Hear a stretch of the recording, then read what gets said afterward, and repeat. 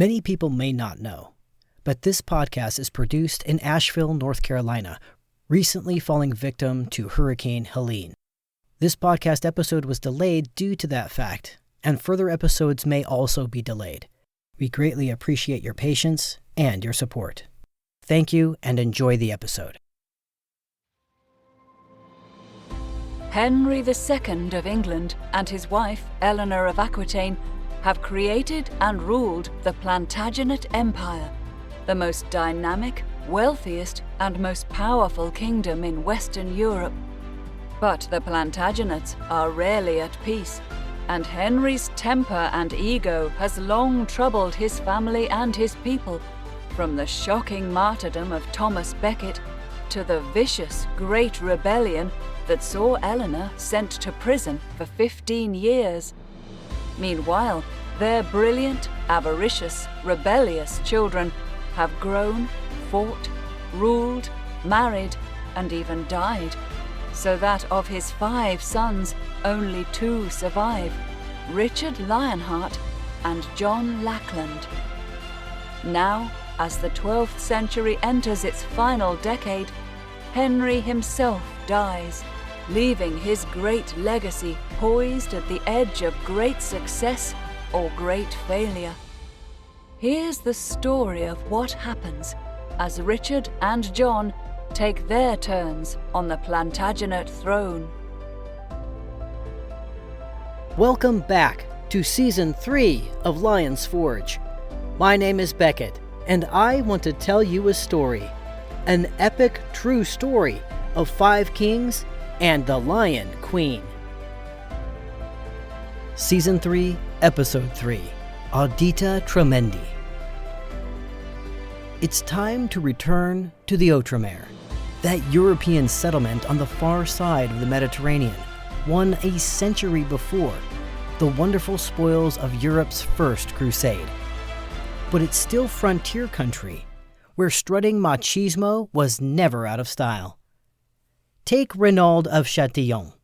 Captured by Muslims during the Second Crusade, Renaud had spent some 15 years as the guest of an Arab prison.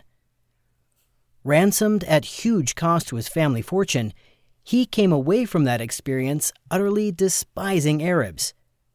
Once at liberty, rather than going home where living cheek by jowl with Arab neighbors wouldn't be an issue, he stayed, married an heiress, and became Lord of Transjordan, a wild, raw, almost borderless country on the east side of the Jordan River. With it came control of spectacular Croix des Chevaliers, a desert fortress that vied for the title of greatest fortification in the world.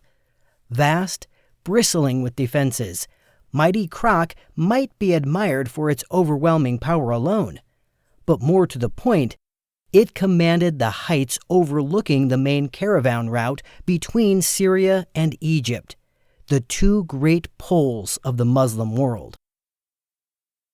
Ungovernable Renaud now had both the means and the insanely aggressive temperament to maintain a steady level of intense hostility with surrounding Arab chieftains. They loathed him, and there was no shortage of reasons, ranging from his troops' dispersing of rape and ruin throughout the countryside to his own habit of brightening a torpid afternoon by tossing screaming Muslim hostages from his castle windows. Treaties meant nothing to the Lord of Transjordan. There are stories that he attacked a gigantic caravan which, among other things, was ferrying a royal Muslim princess under a flag of truce. He even went after the cities of Mecca and Medina, sites so holy that non-Muslims are not permitted to step onto their soil. He was equally horrible to his own people. When the Holy Patriarch of Antioch made the sorry mistake of arguing with him, the senior churchman was summarily kidnapped and treated to a day in the broiling sun, tied down naked and coated in honey. He ignored the king of Jerusalem's insistent demand that he return every bit of what he'd captured from the caravan when he violated the truce protecting it. He was, in short, a constant plague to both Christians and Saracens, always risking outright war between the two, always jarring the European inhabitants of these ancient lands with reminders that despite the comfort of their lives, they were surrounded by potential enemies. The peace between the two sides, the peace that made life possible, was as fragile as cobwebs if left to people like Reynald. Meanwhile, back home in Europe, men had too many ripe quarrels of their own to pay much attention to what was happening on the far side of the Mediterranean. Henry Plantagenet, for example, had promised more than once to lead a crusader army of his own to the east, but never quite got around to it. Despite the tenuous condition of his cousin King Baldwin of Jerusalem, mortally sick with leprosy, appeals for assistance from beyond Byzantium were more of an embarrassment to Henry, the most powerful man in Western Europe. He had neither time nor money to worry about problems on the other side of the world when problems in his own immense backyard snapped at him like alley dogs. Then Baldwin died of his awful disease. Thoughtful men crossed themselves. They would soon prove to have had good reason. In 1187, 2 years after Baldwin had sent a delegation from Holy Jerusalem to fruitlessly beg Henry's help, the worst of the worst possible outcomes came true. Saladin, who had risen from local warlord to master of Arabia, quit making peace treaties with the Europeans, and twice whipped the army of the King of Jerusalem under the shaky command of its new king, Guy of Lusignan. Saladin first beat the Europeans handily at a place called Cresson. Then he turned his attention to parched ground near the double-crested extinct volcano called the Horns of Hattin, once the setting for the Sermon on the Mount. If Cresson was bad for King Guy, Hattin was excruciating. The Christians, led by Guy himself, had been encircled with no water for 2 wretched July days by the time Saladin's men began to move up. Superb war horses became so dehydrated that they staggered to their knees and collapsed, thudding to the ground, dying where they fell. Humans fared no better, yet it's impossible to slight their courage. Guy's knights repeatedly charged the Saracen lines, despite such crushing exhaustion that if a man fell, he might not have the strength to stand up again. Brutalized by heat and thirst, outnumbered, terrified of the fires the Muslims spun through the dry grass, the Christians lost the battle, along with one of Christianity's most sacred relics, the true cross on which Jesus had died. Brutish Reynald of Chatillon wasn't simply imprisoned this time. After he was captured in this battle, Saladin personally cut off his sword arm and then had him beheaded. So many Christian prisoners were sent to the slave markets that prices collapsed. One unfortunate found himself traded for a single shoe. After his monumental victory at Hattin, Saladin consumed the kingdom of Jerusalem the way flame would. Within 3 months, virtually every city in the country was gone. The capital itself, the holiest of Christian cities, finally surrendered on October 2nd, 1187, despite women shaving their daughters' heads as desperate signs of penitence for the city's sins. The great Latin state barons, along with their knights, were raked by death. In one skirmish, a contingent of Templars was reduced to 3 survivors. Those who lived through the catastrophes were sold as slaves or went into Saracen prisons. King Guy was one of them. As had been the case 50 years before when Edessa fell, launching the Second Crusade, there was a new pope on the throne of St. Peter in Saladin's wake. The new pope called himself Gregory, the 8th of that name. A thoughtful and educated man, descendant of a noble Italian family, Gregory was in his late 70s when he won the papal crown. He was anything but a raw newcomer to international crises, having headed the Church's inquiry into Becket's death 15 years back. His papacy began on October 20th, 1187. By then, Jerusalem itself had already fallen. But since news traveled at a walking pace, Gregory knew only of the Hatton disaster when he issued a letter to all Christendom that began Audita Tremendi severitate judici, on hearing of this incredible judgment upon us. The Pope told his world that it had so wallowed in sin that even the presence of the true cross on the battlefield at Hatton had not persuaded God to hold disaster back this time. Hatton was not an accident or a military mistake. It was a brutal punishment meted out by a justifiably angry creator. There was only one possible response: a new crusade, the third, to cleanse Christianity through suffering, poverty, pain, and death.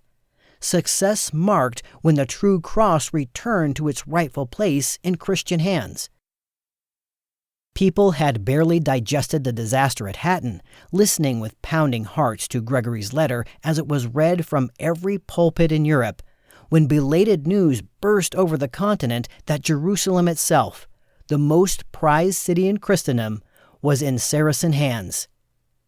Men in Europe saw darkest calamity. And so, in those dour autumn days of 1187, the disaster at Hatton, the loss of perhaps the greatest religious relic in Christendom, and the epic collapse of the Kingdom of Jerusalem were seen above all as punishment by an angry God for sin, an ocean of sin. It was finally time, and past time, for true penance, genuine sorrow for sins of lust, greed, and pride, signified by exposing your body, your life, your fortune to God's will on the battlefield. A crusader would start out as a penitent would, on foot. There would be no empty pomp, a sharp reminder of Eleanor and her ladies laughing as they were carried on litters across the back-breaking terrain of Anatolia. The Church would again ease both worldly and spiritual concerns. If you died, you were promised a place in heaven. And as long as you were on crusade, you could be assured that every sin you confessed would be forgiven by merciful God. No one could bring a legal case against you. Taxes and interest on debt were forgiven, and the local bishop was pledged to keep an eye on your wife, your children, and your property.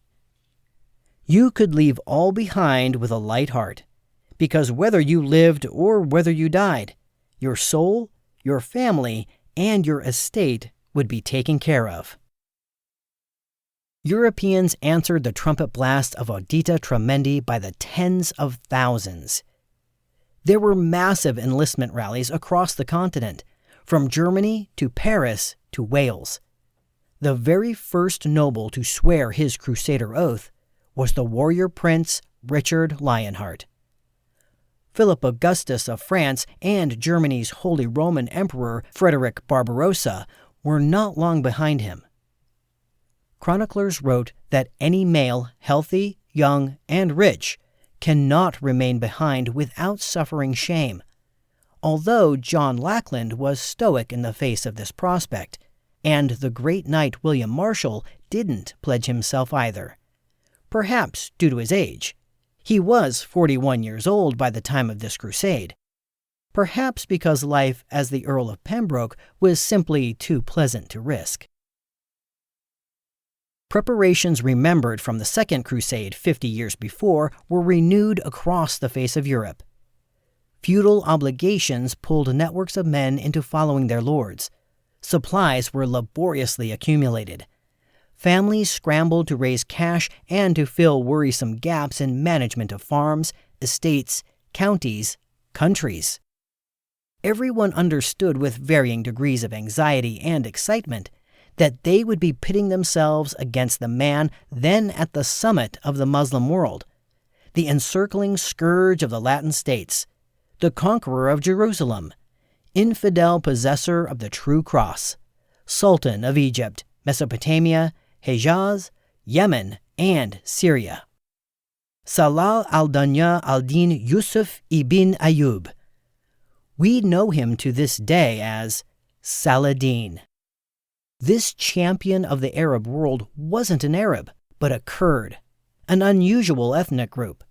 Muslims, to be sure, but of European descent, thus unlike any of their Arab neighbors. He was in his early 50s in 1190, 20 years older than Richard Lionheart. His background meant he was seen as something of a foreign newcomer, raising the level of suspicion and jealousy that inevitably would be leveled at his ambition, not to mention his fabulous victories. Coming up in the brutal world of Zengi's son, Nur ad-Din, Saladin had made his name as a brilliant field commander, becoming general of the Muslim armies at the age of 31, and dominant ruler of the Middle East soon thereafter. He possessed the charisma to meld autocratic tribal chiefs from 1,000 points in Arabia into a cohesive army that won battle after battle. At home, his patronage extended to a 12th century version of a modern war college, staffed by experts in military administration, and even the psychology of warfare. He did have some flaws as a general, chief among them hesitation in committing himself if he wasn't certain of possessing the strongest force. But his prowess at both war and diplomacy succeeded in uniting strategically important Syria with economically powerful Egypt for the first time in centuries. His taking Jerusalem in 1187 was breathtaking. If Europeans had been ignorant of him before, his name was now known to everyone from the coast of Ireland to the streets of Constantinople. Many fellow Arabs found him to be thoughtful, intelligent, curious about the world, an extremely devout follower of Islam, a first-rate judge of horseflesh. He loved to stay up late talking theology or listening to poets, was lame in one leg and rather surprisingly delicate, attended at times by more than 20 doctors.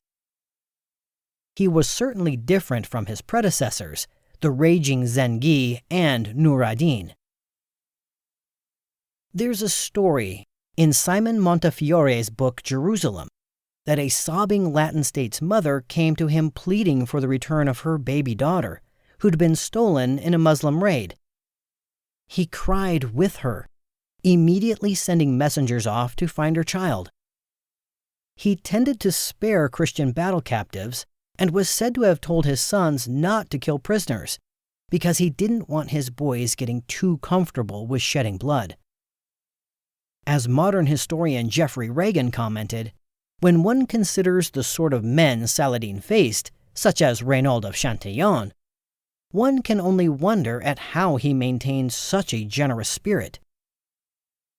At first, the European chroniclers took the opposite view of this deadly enemy of their faith, denouncing Saladin as a low-born braggart, accused of malicious cruelty combined with personal cowardice. However, his treatment of Jerusalem after he won it softened Western assessments. When the First Crusade took the city from the Arabs back in 1099, the Europeans massacred everything that moved within its walls. So much Muslim blood soaked into the ground, the very stones, that the city still reeked of it months later. Saladin's triumph 90 years later was gracious by contrast, with remarkably little violence and ready permission for Christians to visit their religious sites, largely left intact, in contrast to Christian treatment of Muslim holy places, which had long been defiled with every kind of filth. When Saladin took the city, a Muslim caravan bringing casks of rosewater arrived, Saladin's sister and other dignitaries rolling their sleeves up to scrub their shrines clean. Europeans who had the opportunity to meet the man in person were impressed. The Bishop of Salisbury, having been a guest of the Sultan's, said that if Saladin's virtues could somehow be combined with Richard Lionheart's, the result would be a monarch so incomparable that his like would not be found anywhere on earth. Westerners therefore spoke respectfully of the Sultan's chivalrous virtues, including generosity to guests, learned conversation with emissaries, and tolerant consideration toward pilgrims. European interest in him lasted for generations after his death. A century later, Dante would think to place him among the ranks of virtuous pagans in his Divine Comedy. When poets tried to imagine a suitable male figure to pair with legendary Eleanor of Aquitaine in their stories, the choice often was no European prince, but this singular king of the East, Saladin. Like Richard Lionheart, Saladin controlled an empire of huge scope, although the word controlled is admittedly an overstatement. Unlike his European peers, he had no God-given right to rule by inheritance. Saladin's dominance from the Nile basin to the banks of the Tigris depended upon force of personality combined with successes at war that translated into booty for his followers.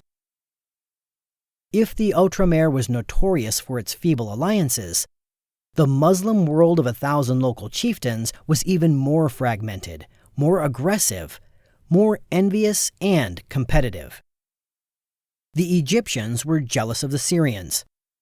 The Persians thought themselves superior to the Yemenis. The Mesopotamians had no regard for the Egyptians, and at various times everyone was furious at what they considered Saladin's negligence of their needs. Even in his own extended family, ambitions to dethrone him were combined with dark suspicions of his plans. Rivals were notoriously short-tempered. There was a bloody brawl between one army loyal to Saladin and a second belonging to the Caliph of Baghdad, Saladin's nominal overlord and supposed ally, that broke out while each was escorting pilgrims to Holy Mecca. During the Crusader death struggle with Saladin over Acre, the Caliph of Morocco allowed European ships to catch their breath in his harbors before they headed further east. At one point, anti-Saladin animosity was so marked in Aleppo that local Syrians hired the assassin cult to kill him. Even when actual bloodshed wasn't involved, resentment fueled by jealousy produced little but shrugs in response to Saladin's constant and very real need for extensive financial and military help. To be able to govern at all in such a blistering place, he needed a truly exceptional ability to variously cajole, flatter, frighten, reassure, and lead, combined with an equal ability to rain plunder on his undependable friends. Unfortunately for Saladin, winning Jerusalem, as central to Islam as it was to Christianity, Muslims believe that they will face Judgment Day from the place in Jerusalem called the Dome of the Rock. His great victory ironically weakened his hold on his allies, who murmured to one another that with Jerusalem's riches at hand, he couldn't possibly have any more need for their armies and their money. Yet, even if no one else saw it, he understood that while the Latin states had been savagely hurt, they were still breathing, and would inevitably bring a new crusade to his lands. He held the ports on the Mediterranean coast, Jerusalem, and most of Palestine. But Tripoli and Antioch were still in Western hands, along with scattered European forts that could become alarming problems behind his lines. He couldn't pay attention to every possible threat, but he should have paid more attention than he did to Tyre in what's now Lebanon, another Mediterranean port as old as the world, harking back to the days even before the Babylonians. The city rested on a tiny rocky island that shouldered the Syrian coast about 100 miles south of Tripoli, artificially joined to the mainland by a narrow causeway built by many, many generations of very hard work. Tyre was so ancient that the Assyrians had fought for control of it thousands of years before Christ was born. Biblical Jezebel had been carried through its streets by strapping litter bearers, as people gaped at her glorious face. The West had stubbornly controlled it for the last 65 years, delighting in its gorgeous, not to mention ruinously expensive, plum-purple dyes. Because it was still in Western hands, Tyre provided the beleaguered Latin states with access to the sea, to Constantinople, to Europe. It was a genuine threat to Saladin and the Muslim world. Saladin should have snapped Tyre up after Hattin, but he didn't. That omission would cost him. The city had recently come under the very firm command of a newly arrived 40-something Italian nobleman named Conrad, Marquis of Montferrat. Related to the rulers of France and Germany, and brother-in-law to Queen Sibylla of Jerusalem, Conrad was quite the ambitious adventurer. He happened to be the brother of Queen Sibylla's first husband, who died before King Baldwin. If things had gone a bit differently in the mortality sweepstakes, that first husband would have outlived Baldwin, and likely become the next king of Jerusalem. It didn't happen, but Conrad's notable relationship with the throne of Jerusalem gave him considerable status in the Outremer. He'd recently decided to say his goodbyes to Constantinople, motivated by gossip that his fingerprints were all over a suspicious political murder. He arrived in Tyre shortly after the Hattin debacle, finding the city in about the condition one might expect when the greatest enemy army in that part of the world had just won a crushing victory. The city's leadership was in turmoil, the population in panic. Saladin's flags had actually been planted on some of Tyre's walls. Made of very stern stuff indeed, Conrad recognized the opportunity that can lurk in the shadow of disaster, and willingly stepped into Tyre's political and military void, going so far as to rip Saladin's flags down himself. Luckily for its citizens, Conrad turned out to be just as forceful, smart, and energetic as those first hours hinted he might be. One duly impressed Muslim chronicler described him as a devil incarnate in his ability to govern and defend a town, a man of extraordinary courage. Very soon, that courage would be put to the test. Saladin had neglected to take Tyre after Hattin. He now saw it for the mistake it was, a mistake he intended to fix. We've come to the end of our story for the time being. I am Beckett Arnold, narrating from the book Lion's Forge, adapted for us by the author Karen Markle-Knabb. Thank you to Francis Butt for voicing our introduction, and so much more. If you like what you hear, please give us a rating, follow our channel, and share us with your friends. Most importantly, please join us again October 21st for the next episode of Lion's Forge, available everywhere you get your favorite podcasts, including on YouTube with video episode trailers. Visit us on Facebook, where you can ask questions, leave reviews, and interact with me. Until next time, thank you for listening.